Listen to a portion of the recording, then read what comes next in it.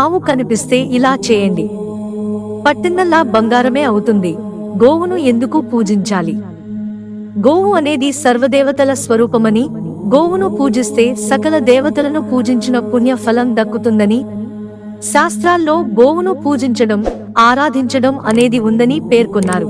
కామధేనువు అంటే కోర్కెలు తీర్చేదని పురాణాల్లో కూడా అశ్వ పూజ, గజ పూజలు పశు పూజగానే ప్రస్తావించినట్లు గుర్తు చేశారు.